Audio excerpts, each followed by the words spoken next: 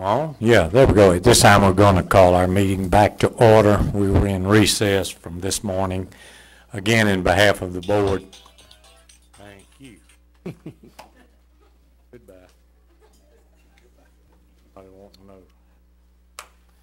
In behalf of the board, again, thank you for taking time to come out this evening and be with us for this update on this hurricane that is.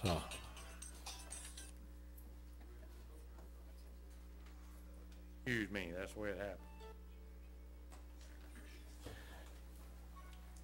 At this time, ladies and gentlemen, and at the end of when we get through, Mr. Nelson will give us an update, and then we'll go back out into the audience. If anyone has any questions, we will address your questions. So, Marshall, this time, if you would come up and you can either face here or you can turn around and face the people. That's up to you. Thank you, Mr. Chairman. Make sure I can hear here. Now, this is the from the 5 o'clock update this afternoon. And like Jessica said, this is not where we're at right now. Okay, we're doing what ifs to kind of show you timing of impacts if we stay on the present track. The track has shifted a little bit to the west, as we know it was going to do. But the good thing is it has started to make its turn. And so it's traveling in a west-northwest direction, and eventually will turn more into a northwest direction and go on up. One of the things which is not necessarily going to have an impact on the coastal areas is that it is now taking a hook once it gets up into Georgia, and as far as our river system is hooking a little bit lower in there. So, but we'll discuss the river issue at a later date. So as of right now, we're still okay. What we can expect is tomorrow afternoon, you're going to start seeing the winds pick up. It's going to start getting gusty on into the night. We should start around midnight. Should start receiving tropical storm force winds, sustained tropical storm force winds, and that should last on through Monday afternoon, where it'll start kind of tapering back down. So you're going to have 18 hours or so of sustained tropical force winds. It'll be very gusty during that time, but not anything I don't think we can take. The wave build up, we're still looking about the same, you know, around maybe 7 to 9 feet. Storm surge right now, still looking at the same thing, 1 to 3 feet, with the same thing we discussed before.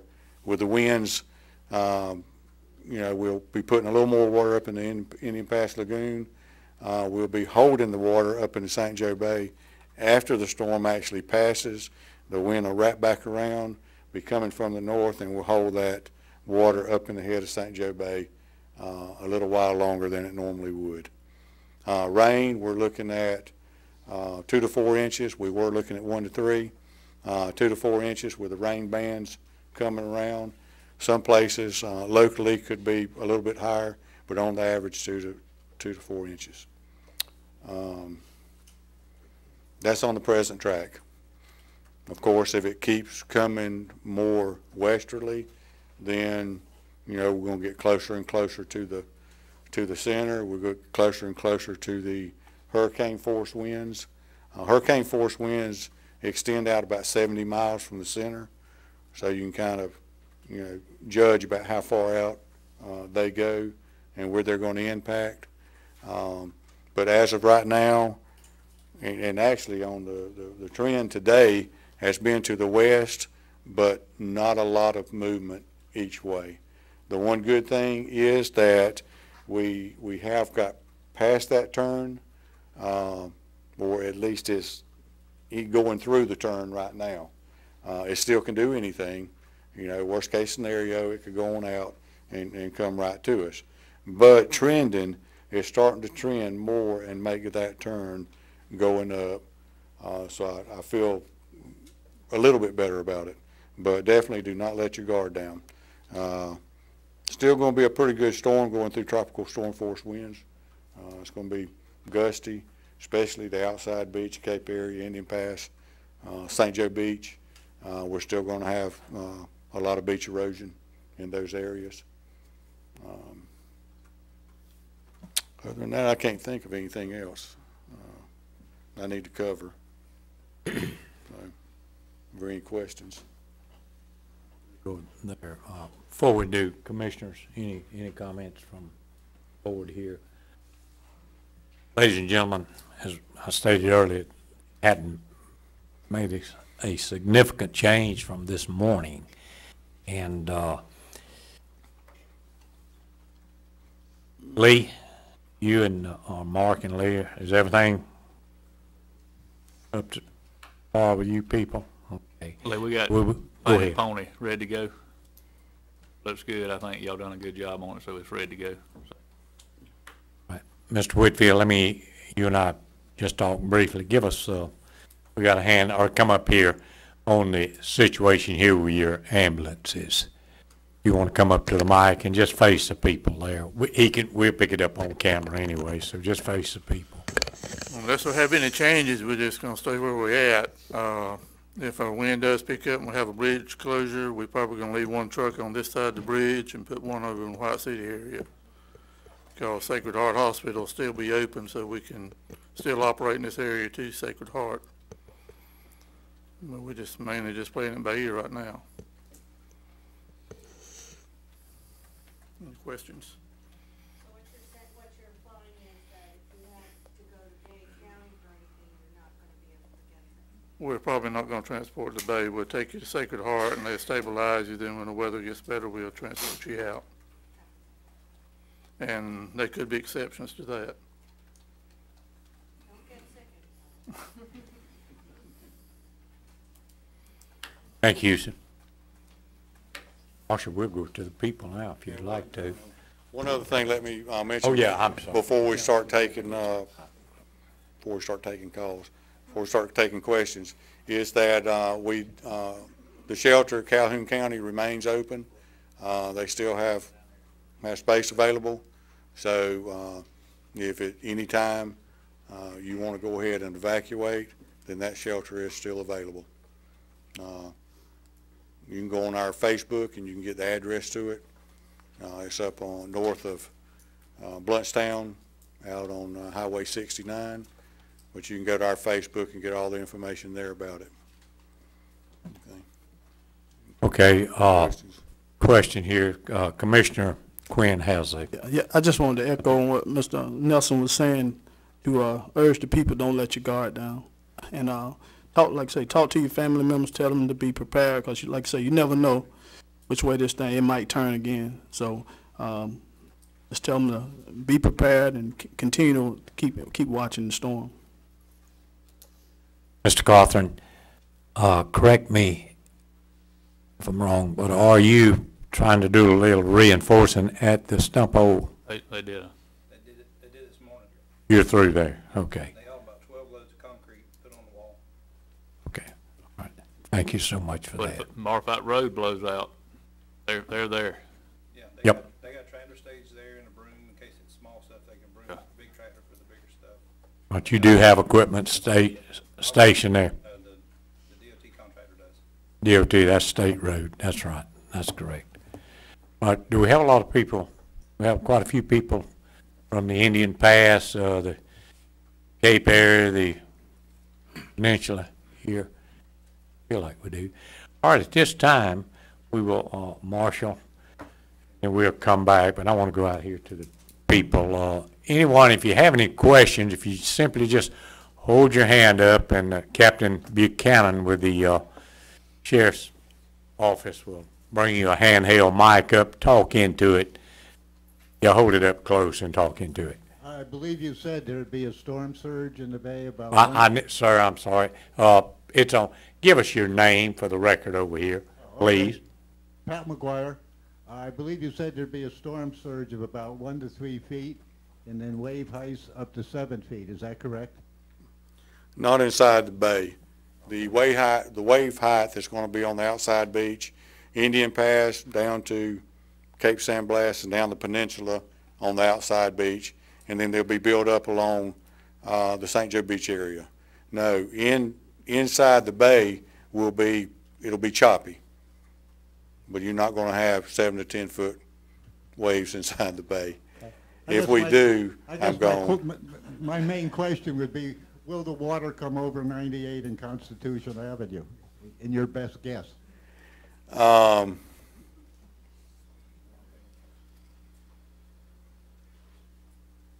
Do I have to guess? Not really. I don't know. I'm trying to think, okay, 1 to 3 feet, and then whatever kind of chop we have. I'm not so sure it would breach it. It definitely is going to put trash up on it, and there's water going to blow up on it, and might breach it. One good thing about that is we always have a way around it, but I couldn't tell you. Okay, thank you.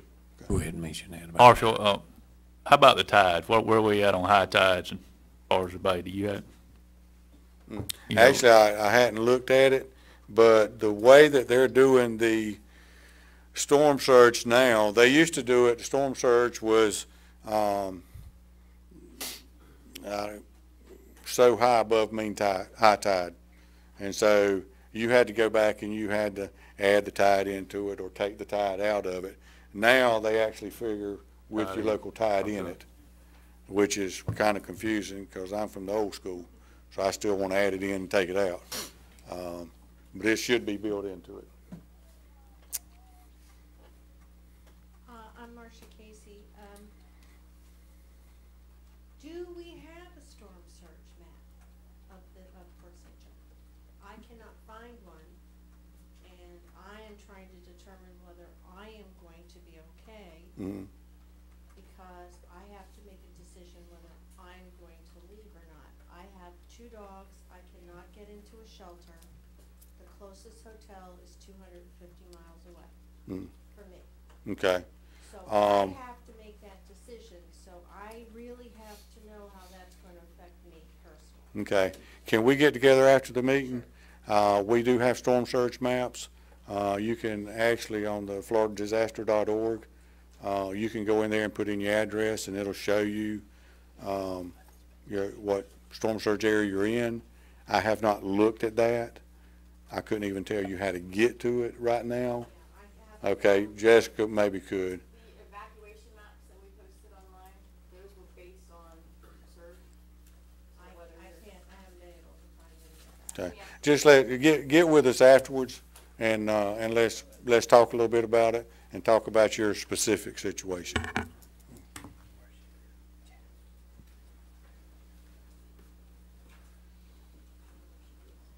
Hi, Marshall. Can you hear me? Okay. Has there been any discussion with either Duke Energy or the electric co-op or whoever? Like, I know everybody was kind of thinking that it was going to be so much down south that I was kind of worried and wondering, do we know that there's, the electric companies are up here going to take care of us in case those Gulf tropical storm winds knock out our electric? Oh, yeah. I mean, is there of course, we start talking to them early on, a week or so ago. Of course, I think most people know that we have 2 different electric companies down, call it south, pretty much south of Intercoastal. We have Duke Energy. Duke Energy's production plant is down in Crystal River. It just so happens that Crystal River is south and east of us, and in between where the storm's going to cross. So therefore, even if we don't get a lot of damage here, we still have the potential of losing power, and we will lose power with their transmission lines, okay? So not only do we have to worry about here in our county, we've got to worry about all the lines going back down there. have they projected any possible outage time? No, they haven't, not that I know of. I know Wednesday I was talking to them, they had 1,300 trucks that were already staged to come in, and I don't know exactly what they have now, but I was telling somebody today, The power companies across the United States are some of the best I've ever seen because they work together. They have all these interlocal agreements. They pull from each other's resources. And, Duke Energy probably sent people out to Houston. I'm sure they did. Anything that's going on, these other power companies send it in. Plus, if there's an extended outage, they have the ability to pull power from other power companies. Like Duke Energy is tied into Alabama Electric. So if you look at your grid across the United States, it's tied in to other grids. And so they can actually take and pull a certain amount of power off other grids next door.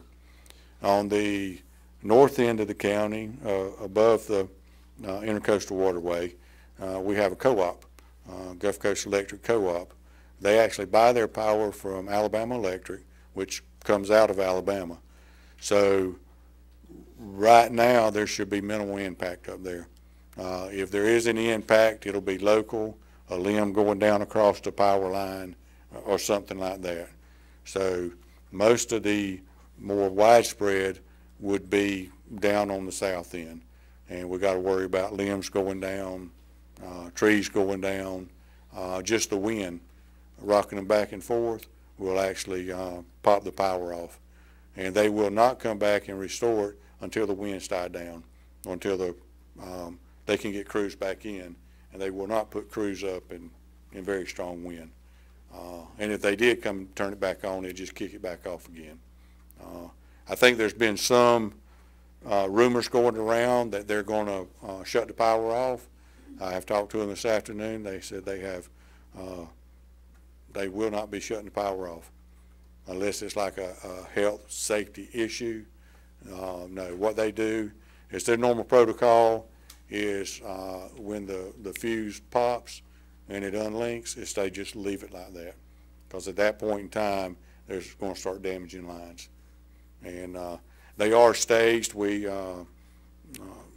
Duke Energy actually stages over in Franklin County at the Apalachicola Airport, Franklin County Airport, and they pretty much take that all over, and they bring all of their staff and equipment in there, and so they work this whole area out of that area.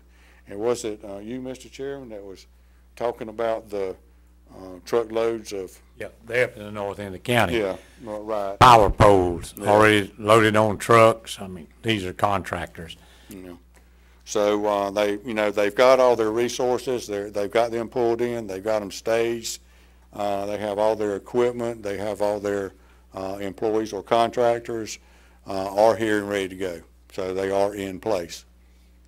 So yeah, we work very close with them.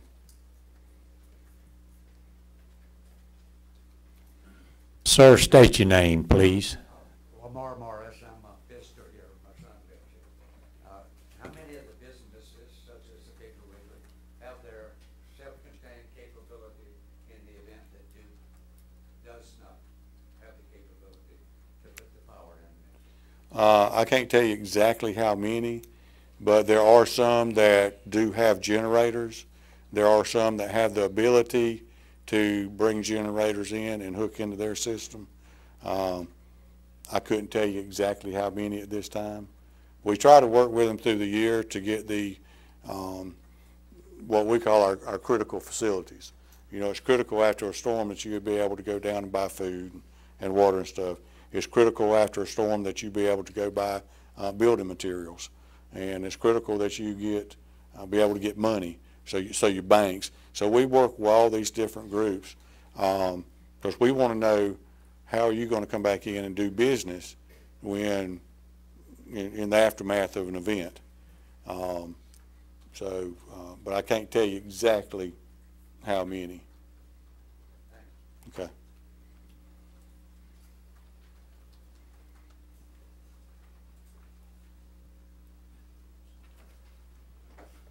Pat Hardman, Coastal Community Association. I've got a couple of questions for you, Marshall.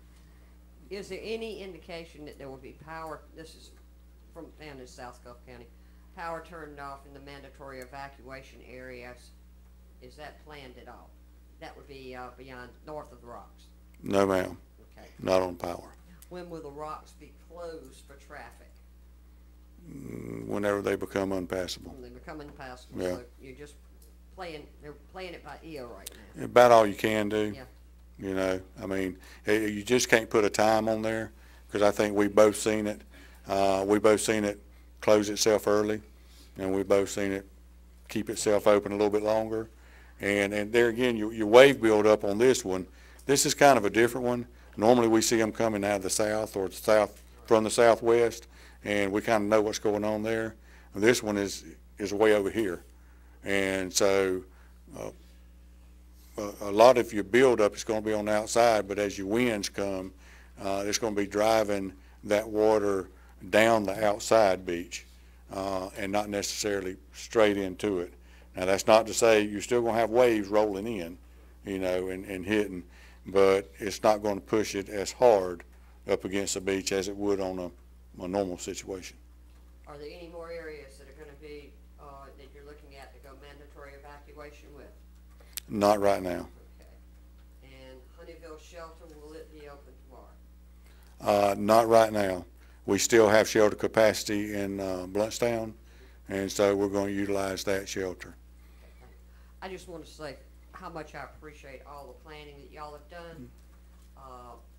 The Indian Pass folks may have to come off, evacuate through.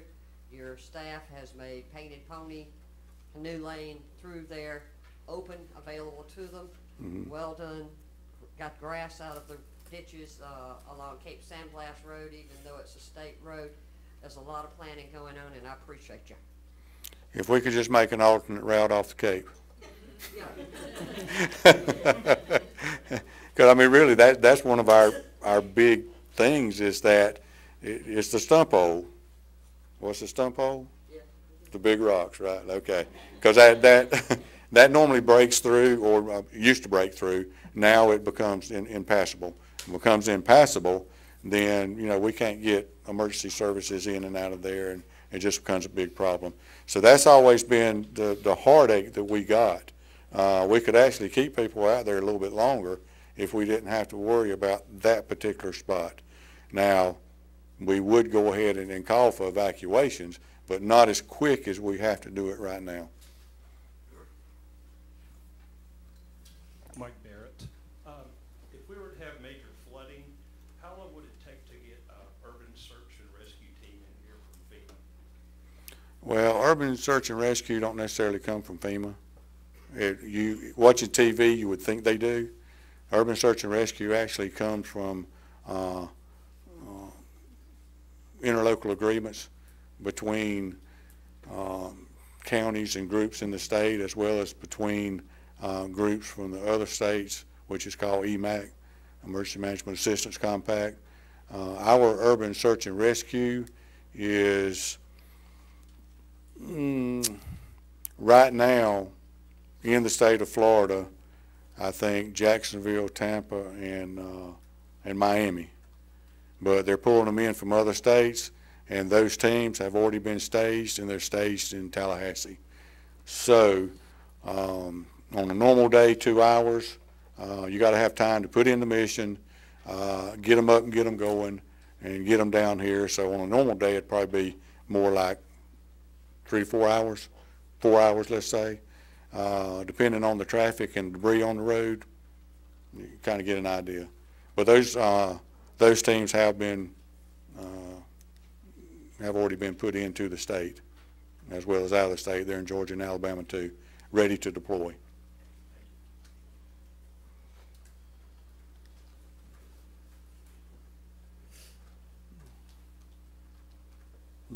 Hey, Captain. All right. Marshall, let's address another. If we were to happen to get some high winds and hurricane force winds, the sheriff is going to be, and his staff's going to be mighty busy. Now, the people, if they have good, valid questions, do they need to call the EOC?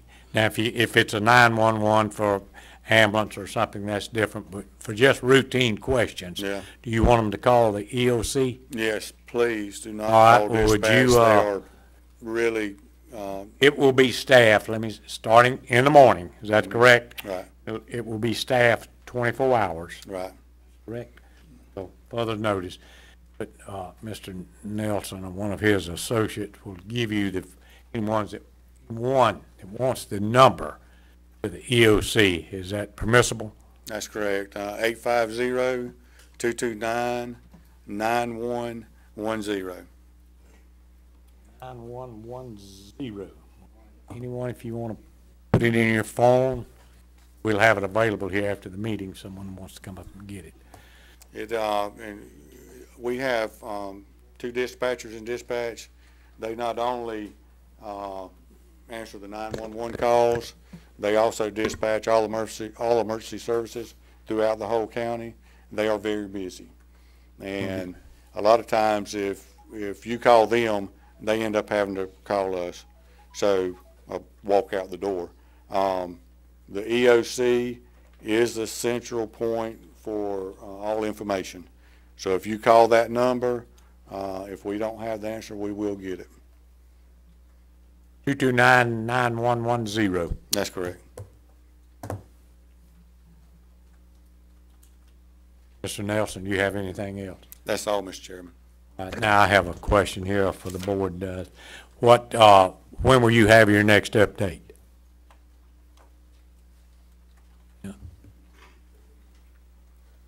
Update as in a call with the Hurricane Yes, Center? with the Hurricane Center. Will that be in the morning? 11:15 in the morning. 11:15 Eastern Time? Now, you know, what I do is, of course, I Yeah. monitor. I'll know what the 11 o'clock update will be. You'll know. I'll know what the 5 o'clock Update. AM update will be. And is there any drastic change, I'll be calling you. And then we have a 8 AM intermediate, which doesn't give a lot of information. That's in the morning. In the morning. Morning But meeting. the next full-blown report will come out at 11 o'clock. 11:15 Eastern. And so 11:15, we'll actually, Eastern, we'll actually have a conference call with them in the morning. All right. Board members, Ernie, how are you today, sir? See, you got our gas cans filled up. We picked them out. We got our cans and our water, so we're good to go. But, no, just joking. We need to this is just a question, we need to just maybe recess or stage tomorrow, or wait till we hear from you, and I really don't know what direction to go. We're right now where we were this morning primarily, and I need to know, or the board needs to know what kind of directions do we need another meeting? Attorney? Yeah, Mr. Chairman, Commissioners, Yes. it would be the recommendation that you recess again so you can Okay. bypass the notice requirements. It's a continual emergency meeting that you'll call.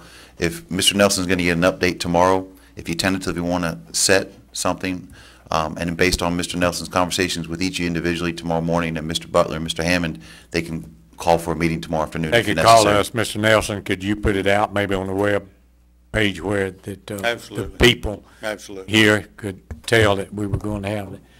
Gentlemen, does that sound reasonable? Fine with me. And two, my concern would be, if we try to do it, I would maybe try to do it in the morning sometime, because tomorrow afternoon, if we start receiving some of those more gusty winds, I'd really rather not, the public have to be out on the roads to come to a meeting. But if a right. meeting Well- is needed, You call that You shot. would be What do you calling. say? okay, All right, we'll let you Okay. call that shot for us, all right? And we will notify the people. All right, ladies and gentlemen, there's no other questions. Again, thank you, and, probably wouldn't hurt any of us to say a good prayer for not only for our community, but for our old state and the poor people out in Louisiana and Texas. And, but anyway, again, in behalf of the board, thank you. We will stand in recess until further notice. Thank you, and